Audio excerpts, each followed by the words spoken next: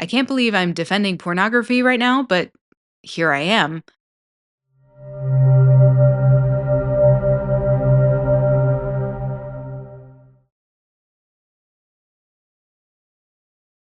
I'm Megan Myth, and I talk about a range of topics, mostly social and/or political commentary. Curiosity and critical thinking are imperative. Asking why is a good thing.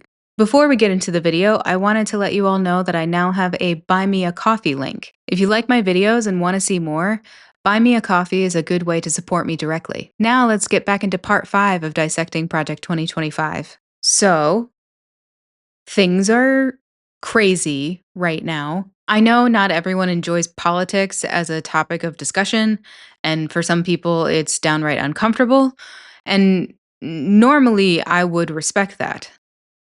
However, what's happening right now is a threat to our democracy. In my opinion, it's beyond politics. I encourage you to talk to your friends about what's going on and, at the very least, check to see if they are properly informed. You don't have to go info dumping on everyone. It's just about checking in to make sure they're aware of what's actually happening. And maybe you can talk about how they can help in their own small way. Not everyone is going to be able to march on DC or even their own capital, but they can connect with their community, their neighbors, to solidify the camaraderie we have in wanting our democracy to stay. I'm not saying it's perfect and doesn't need change.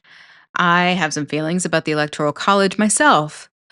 But this is not the time to get bogged down with the specifics of how we'd all like to see our government run. Right now, what matters is that we still have a democratic government left after all of this craziness. I started going through Project 2025 because I had expected and hoped that Kamala Harris would win the election so we'd have more time to go through this. Unfortunately, that's not the case. So I'm switching up my methods. I also work a full time job, so I can't create videos as often as I'd like. Thank you for your patience with that. I'm going to continue going through the foreword of Project 2025 because it's a good way of getting a summary of what's in the rest of the document. But it also shows the underlying attitude of why they are going through with this. I'm also going to focus on the separate sections as a whole rather than going through each of them page by page. This might mean jumping around a bit, but that's okay. The news outlets are reporting what's going on day to day for the most part, and I don't want to duplicate their efforts, so I'm focusing on what Project 2025 actually says, looking at the language it uses and the potential consequences, asking questions about it, and seeing if the plan lines up with reality. As always, I will provide page numbers so you can read it for yourself if you'd like. One thing I would like to note is that I've noticed a problematic phrase throughout the entire document. And that phrase is the president's agenda. The president does not create laws. Congress creates and passes laws. The president has veto power over congressional laws, but that's the extent of the president's ability to influence the creation of laws, as far as I know. The president and executive branch choose how to enforce those laws, and the president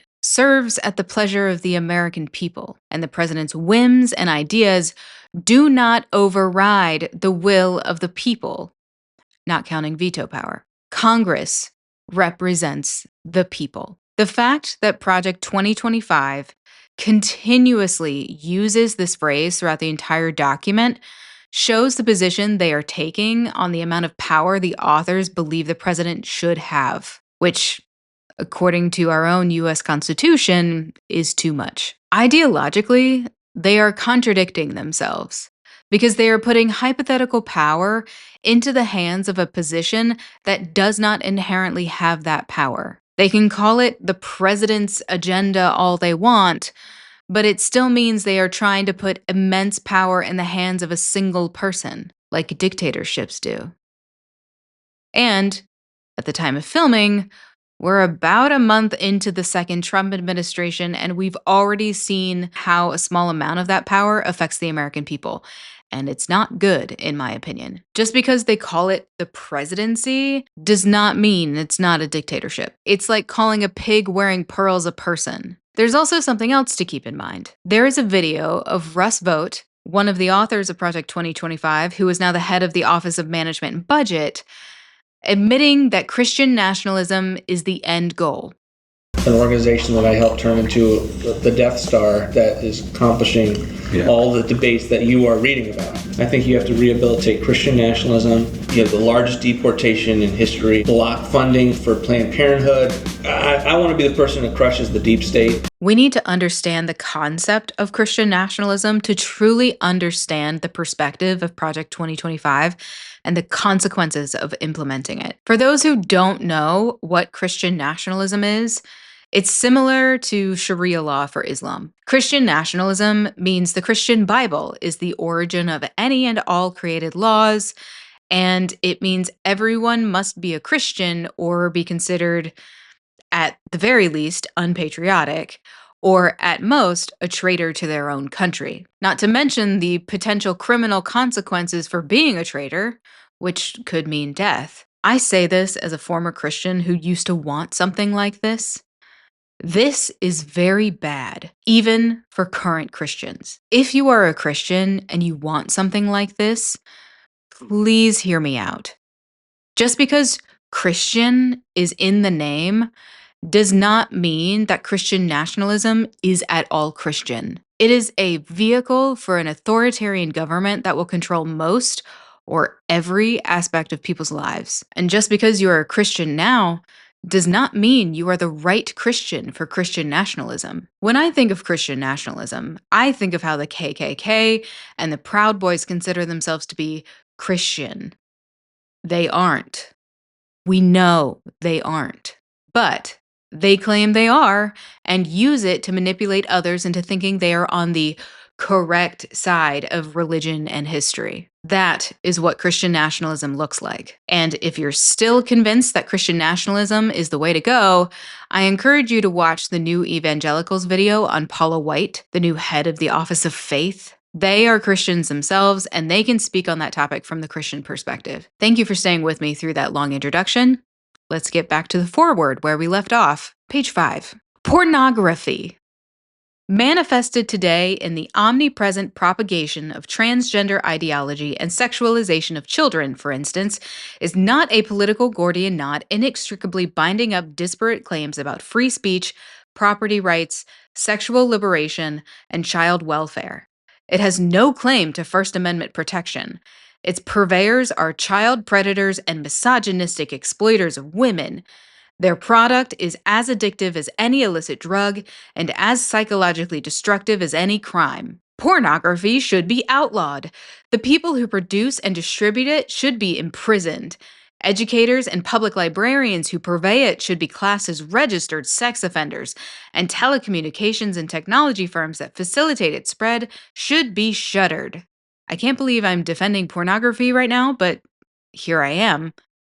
As long as it's consensual for everyone, it's a right of free speech. It falls under free expression of the arts. You have the right to disagree with that idea. You have the right to not like pornography. You also have the right to not watch it or participate in it. And it's not the government's job to censor it for the sake of the children. This is a parental responsibility, and parents need to be held accountable for that responsibility. Project 2025 argues multiple times that parents need to be able to choose what their children learn. What if they want to teach their child about pornography? I'm not saying that I hope young children are learning about it, but it might be something parents need to discuss with their older children as they approach adulthood.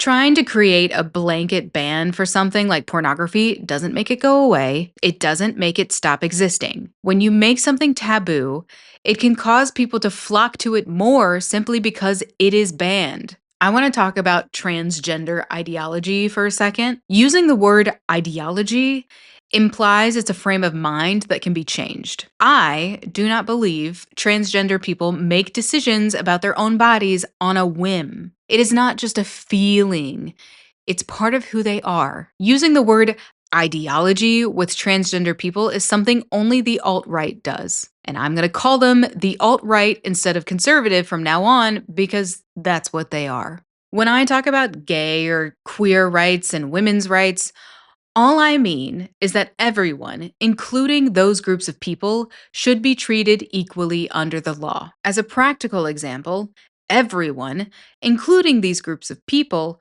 should not be denied a job or fired, harassed, assaulted, or denied government benefits for simply existing as they are. Normalizing transgenderism is not toxic. Letting people exist as they are is not a bad thing. The mere existence of transgender people is also not toxic, and it's definitely not new. There is a trend of viewing third gender people as sick or mentally ill in Western countries only because they do not fit neatly into the two options society has declared acceptable. Why is the alt right reacting so strongly to the mere existence of someone who doesn't fit into their norm? The world cannot and will not cater to people who believe the world should look and act a certain way. That's the nature of people.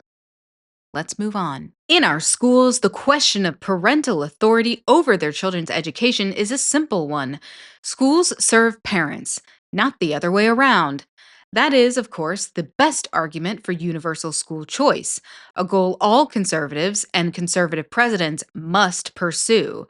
But even before we achieve that long term goal, parents' rights as their children's primary educators should be non negotiable in American schools.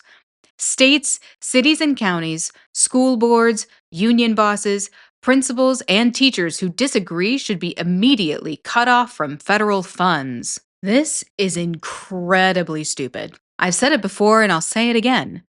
Reproducing does not make someone an education expert. Children will be intellectually harmed if all of their education is left up to layman parents. And cutting off schools from federal funds simply because the employees disagree is also not helpful. That's just punishing the students rather than the teachers.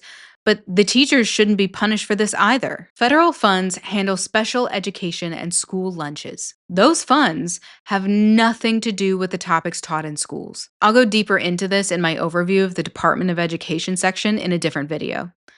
Moving on. The noxious tenets of critical race theory and gender ideology should be excised from curricula in every public school in the country. These theories poison our children, who are being taught on the one hand to affirm that the color of their skin fundamentally determines their identity and even their moral status, while on the other, they are taught to deny the very creatureliness that inheres in being human and consists in accepting the givenness of our nature as men or women. Kevin Roberts is fundamentally misunderstanding what critical race theory and transgenderism are. Critical race theory is based on the fact that Black Americans and people of color in general in this country have been systematically oppressed through our own institutions. This can include banking, education, home ownership, salary amounts, etc. This theory says that someone's skin color has historically affected someone's ability to obtain the things I just mentioned, and it is still affecting these groups of people unless we find a way to make the system account for those inequalities. It's not complicated.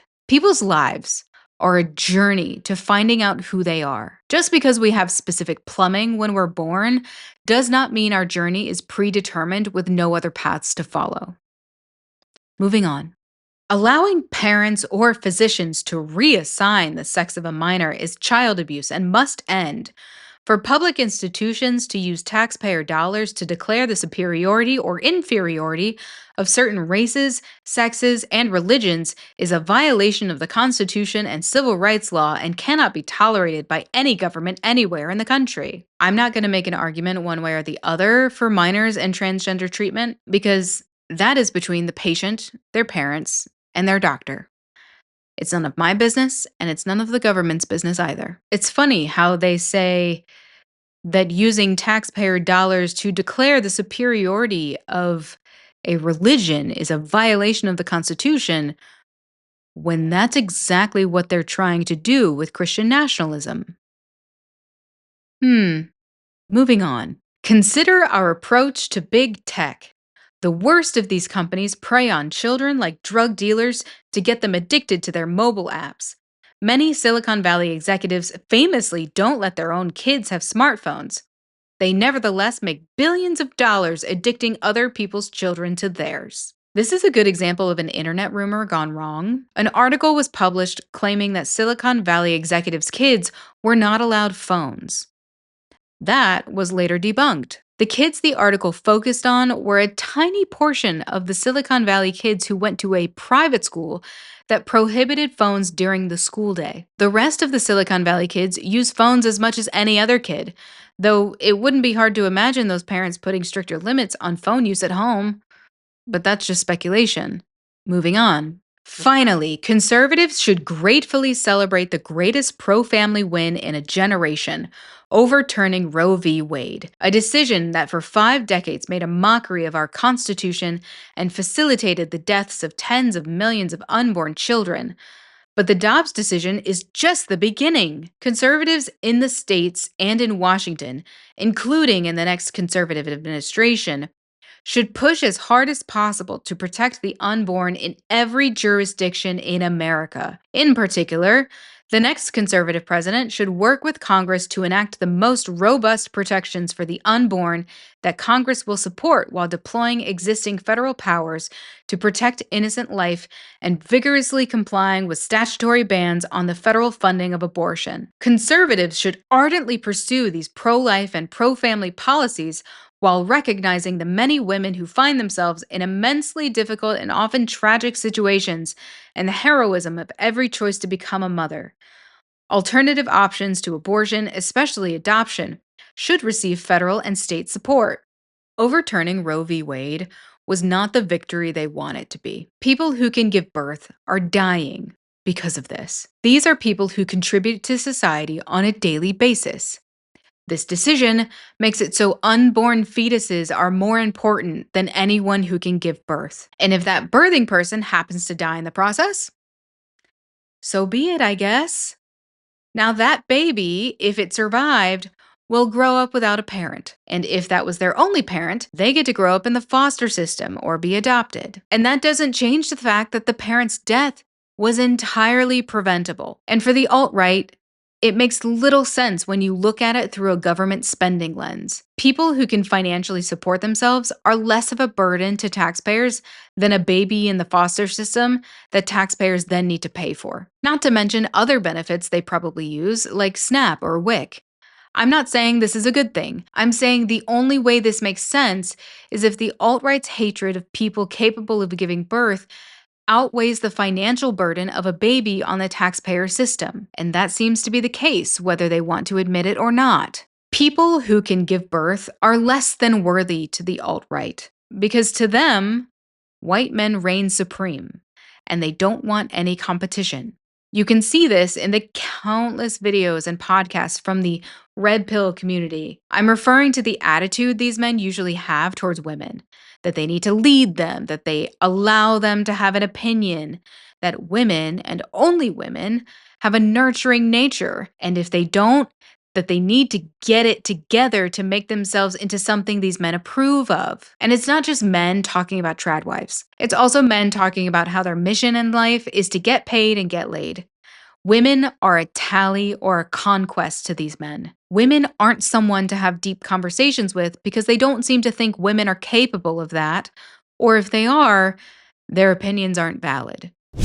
The idolization of the 1950s housewife really feels like the domestic equivalent to Make America Great Again, which is why it has such white supremacist undertones. Oh my God, I don't care! These women are saying a woman's place, not her choice, her place is subservient to her husband and in the home. It's harder to be a dude now than I think it's been in a long time. A lot of people hate men. A lot of people hate men, or that we're toxic or we're oppressing somebody. We're just trying to get some action and make a buck. And so I think that guys are just searching for some type of direction. You should keep it real with all women until they lie to you. At which point, you should only lie to them while doing whatever the fuck you want. But I also think ultimately it's on the man. I think men can lead women out of feminism. We absolutely can. I think obviously it's very important for women to call each other out as well. It's like, hey, we need to get our act together, because part of the reason our households are in disarray is because we're putting our careers over our families, which there's a problem there. We have a problem with our husbands saying no to us. You know, we effectively just want to be men, but with none of the responsibilities that come with being a man. It's different. It's very dysphoric. It's very confusing because it's like you're pitting a woman against her own nature. Because I think naturally a woman kind of loves children. Yeah, wants to be nurturing. Wants to be at home. Here's the other thing too. If you're a woman who says, "Well, I'm just not naturally nurturing," figure it out. And you will. Figure it out. This is your problem, and you need to be nurturing. We've made it through the first promise. Now on to the next one. Promise number 2. Dismantle the administrative state and return self-governance to the American people. Of course, the surest way to put the federal government back to work for the American people is to reduce its size and scope back to something resembling the original constitutional intent. Conservatives desire a smaller government, not for its own sake, but for the sake of human flourishing. But the Washington establishment doesn't want a constitutionally limited government because it means they lose power and are held more accountable by the people who put them in power. We've already seen some of this put into action with the mango and muskrat getting their hands into government organizations and illegally shutting them down. What they don't understand is that the government doesn't create departments on a whim. It means there was a gap that needed to be filled, and that's what that department does. With USAID, most people only see money being funneled into other countries. What they don't see is the influence that money has in creating soft power in favor of the US. Take Africa, for example. There are areas in Africa where China has essentially bought influence by providing money to build a community, and in exchange, China can build a military base. Now, China has a military base in those countries. If those areas in Africa had been receiving funds from an organization like USAID, they may have hesitated to accept or even rejected China's offer of money, and that would have prevented China from gaining a foothold there. That's the kind of thing that USAID does. But by shutting it down without thinking, the mango and muskrat have left the US vulnerable to losing ground to countries who want to take advantage of that vulnerability. Moving on. I understand that government processes can include a lot of red tape, and some of that red tape may be unnecessary, but the way to change that is through internal change through the proper channels. You can't raze it all to the ground and build things back up. What happens to the people who need the programs that were raised while they're being built? People get hurt, people can die, and people have died. Reading into page 7, Roberts goes on to complain about the omnibus spending bills and how no one can read through the budget before it's passed. I don't know enough about congressional spending bills to really know whether this is a good or bad thing. In my opinion, the reason we have representatives in Congress is so everyday Americans don't have to read the congressional spending bill. The elected representatives are expected to do their jobs to represent their constituents when it comes to supporting a bill or not. Maybe that's naive of me, but that's my expectation. Moving on. The term administrative state refers to the policymaking work done by the bureaucracies of all the federal government's departments, agencies, and millions of employees. Under Article 1 of the Constitution, all legislative powers herein granted shall be vested in a Congress of the United States, which shall consist of a Senate and a House of Representatives. That is, federal law is enacted only by elected legislators in both houses of Congress. Skipping over a paragraph. In recent decades, members of the House and Senate discover that if they give away that power to the Article 2 branch of government, they can also deny responsibility for its actions. So today in Washington, most policy is no longer set by Congress at all, but by the administrative state. Given the choice between being powerful but vulnerable or irrelevant but famous, most members of Congress have chosen the latter. Congress passes intentionally vague laws that delegate decision-making over a given issue to a federal agency. That agency's bureaucrats, not just unelected but seemingly unfireable, then leap at the chance to fill the vacuum created by Congress's preening cowardice. The federal government is growing larger and less constitutionally accountable, even to the president, every year. Reading this makes my brain hurt because it's like looking at the government with the assumption that everyone involved in it is malicious and corrupt to their core. I lived in Washington, D.C. for a number of years, and I have many friends who worked for the government. People choose to work for the government because they believe in it. Despite what Kevin Roberts or any other Project 2025 author says, I can say with certainty that government salaries do not come close to private sector salaries for the same job. The benefit of working in the government is the job stability.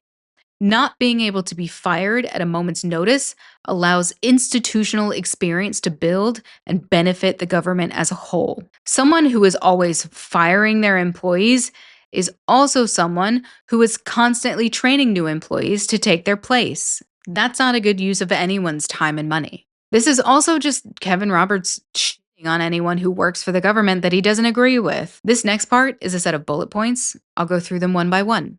A combination of elected and unelected bureaucrats at the Environmental Protection Agency quietly strangles domestic energy production through difficult to understand rulemaking processes. I just talked about this.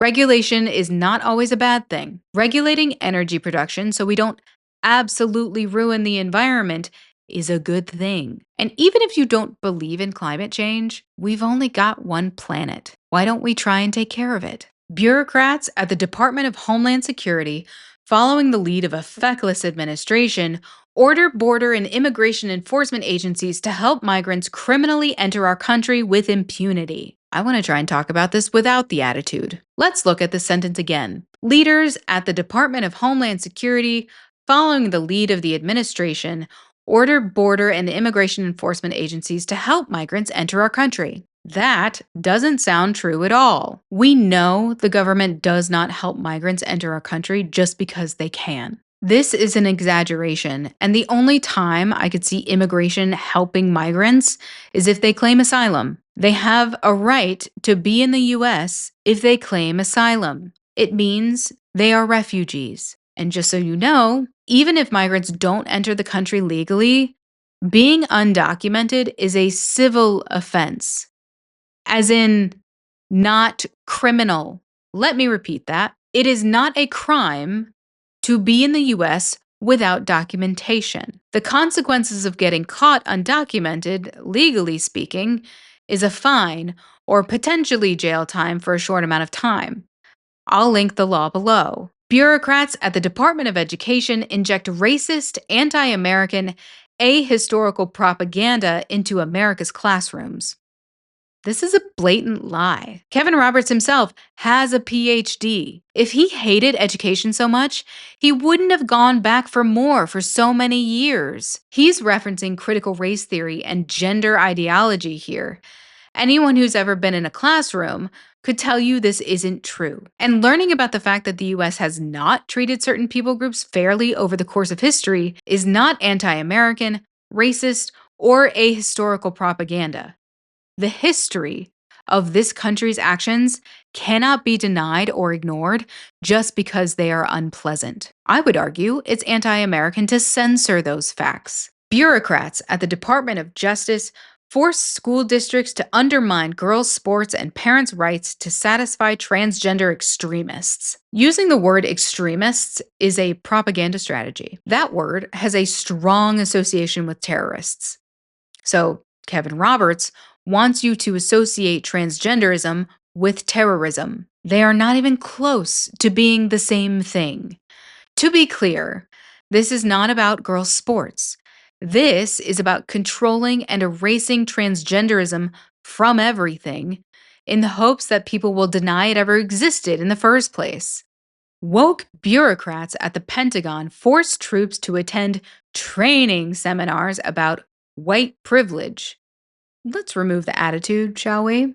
Leaders at the Pentagon make troops attend training seminars about white privilege. Good. I'm glad they do that. It makes them more aware of themselves, not only when they are interacting with each other, but also when they interact with people in other countries who don't look like them. The ability to question your own privilege without having an identity crisis is a sign of emotional maturity. Emotional maturity is a good thing. It allows you to empathize and understand people who are different from you, so you can act with compassion instead of fear. Bureaucrats at the State Department infuse U.S. foreign aid programs with woke extremism about intersectionality and abortion. Woke extremism is only a thing to the alt-right. To everyone else, it's just compassion for others and wanting good for the world and everyone in it. Since the mango and muskrat have come into office, I've seen some online posts about the sin of empathy. So in someone's feelings that our empathy leads us to affirm sin, to tell them lies, or to support behavior, or in the case of politics, policies that are wrong and destructive, that's when empathy has become toxic. That's a sign that Christians are no longer Christian, despite what they call themselves. I'm going to stop here, and we'll pick back up in my next video in this series. Thank you for choosing to spend time with me here. You can find links to my sources in the video description, as well as the Buy Me a Coffee link I mentioned at the beginning of the video. If you like this video, please like and subscribe below. You can click the bell to get notifications whenever I upload new videos. And let me know your thoughts in the comments. I hope to see you again soon, and don't forget that asking why is a good thing.